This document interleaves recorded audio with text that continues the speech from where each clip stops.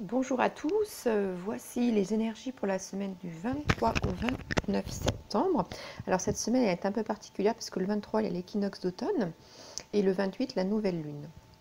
Alors très très belles énergies cette semaine, des énergies d'amour, de joie, d'envie, de transformation et puis de chance, de bonne fortune.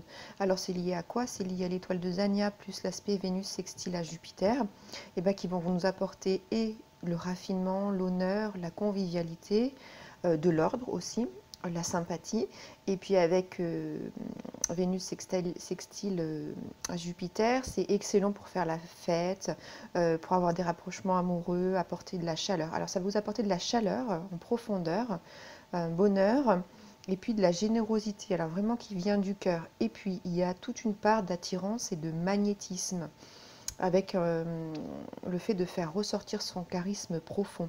Alors quand j'étais en train de préparer ce petit texte, j'ai entendu la chanson de Ed Sheeran, Why the hell she loves me, c'est-à-dire mais bon Dieu, pourquoi est-ce qu'elle m'aime?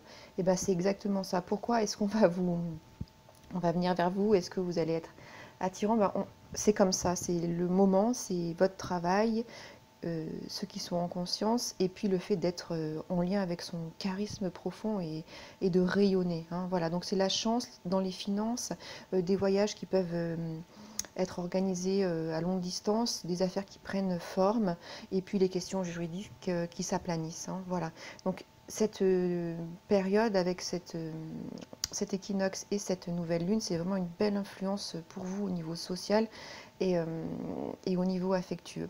Voilà, donc tout ça, ça va se mettre en place et puis ça va régner pendant encore 4 semaines avec l'énergie de cette nouvelle lune. Donc pour chaque signe, vous trouverez des tendances. J'ai travaillé au niveau relationnel pour cette semaine du 23 au 28. À très bientôt, au revoir. Bonjour les scorpions, voici vos énergies pour la semaine du 23 au 29 septembre. Alors, deux cartes sont tombées en même temps. Donc c'est le 5 de bâton et le 8 de denier. Alors, ici, ça c'est la carte de l'unité dans la diversité.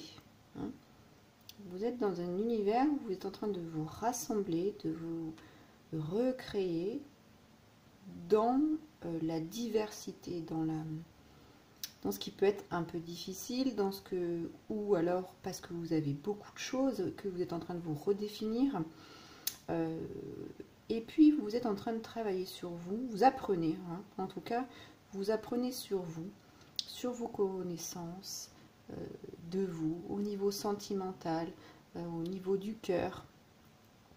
Voilà, vous êtes en train de mûrir intérieurement vos idées. Ici, vous êtes en plein brainstorming, vous êtes en plein moment où vous êtes dans votre jardin, où rien ne semble vous déranger, et vous êtes en train, comme en méditation, les yeux grands ouverts, vous êtes en train de contempler et de regarder toutes les différences qui peuvent exister sur votre parcours, dans vos relations.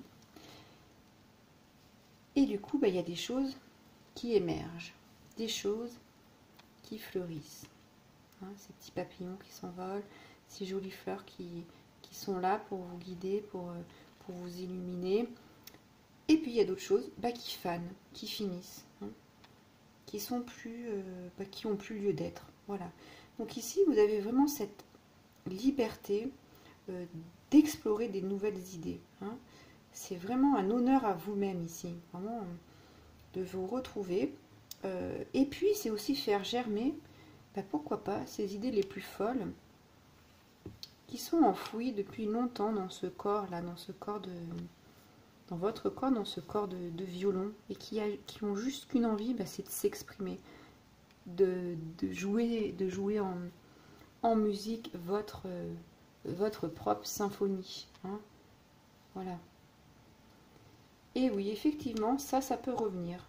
Ou alors une ancienne relation qui peut revenir et qui vient qui vient taper à la porte là de ce corps et qui vient vous mettre un peu en éveil. Voilà. Et vous êtes intrigué, ou alors vous êtes intrigué par d'autres personnes, un univers novateur que vous ne connaissez pas. Vous avez fait des rencontres qui sont pas habituelles, qui changent, je ne sais pas moi, d'ordinaire, de votre vie quotidienne, de vos activités quotidiennes, et ça fait vibrer quelques cordes. Et ça vous met tout ça en alerte. Hein, tous vos sens, toute votre personnalité, tout votre être intime, parce qu'ici dans le caisson, on est vraiment dans les profondeurs de l'être. Voilà. Et puis, c'est le moment de faire, c'est ce que je vous disais, germer, regermer certaines choses qui ont besoin. Moi, c'est ça, germer. Vous voyez, cet arbre, et ben, on fait germer nos idées. On a pris racine. Vous voyez, là, on est sur le sol. On est comme ce... C'est comme si on avait par-dessus ce violon, ce personnage. On est assis, on est ancré. Hein, et on va apporter un changement. On est dans le 8. On va apporter un changement et on va s'ouvrir. On va faire résonner ce qui est à résonner à l'intérieur de nous. Voilà. Alors ici, on peut être aussi défaitiste parce qu'il y a des choses qui sont à nettoyer. Hein. Mais justement, voyez la beauté des choses et pas la seule fleur fanée. Regardez tout le reste. Hein. Regardez comme c'est beau, comme vous êtes entouré, comme vous êtes en transformation intérieure. Hein. Ces ailes de papillons de nuit là qui vont s'ouvrir et qui se transforment en jolis papillons encore plus légers, plus lumineux, plus porteurs d'espoir. Hein. Voilà dans quoi vous êtes en ce moment. Vraiment, je sens cette ouverture et cette envie d'aller embrasser le monde. Hein, c'est un peu ça. Alors, vous allez y arriver. Cependant, vous avez du travail à faire. Hein. Vous allez y arriver avec... Alors ça, c'est peut-être un départ. Vous avez pris conscience de certaines choses et là, vous recentrez sur vous. Donc, il faut absolument continuer ce travail. Hein. Les efforts ici vont payer. Mais il faut de la persévérance. Mais vous avez les compétences et vous avez compris que c'est comme ça que vous allez y arriver. Vous avez compris qu'en écoutant votre corps, votre cœur, en écoutant ce que vous avez vraiment envie de faire, même si ça paraît fou pour les autres, fou pour vous avant, plus fou maintenant, et ben c'est comme ça, c'est ce chemin.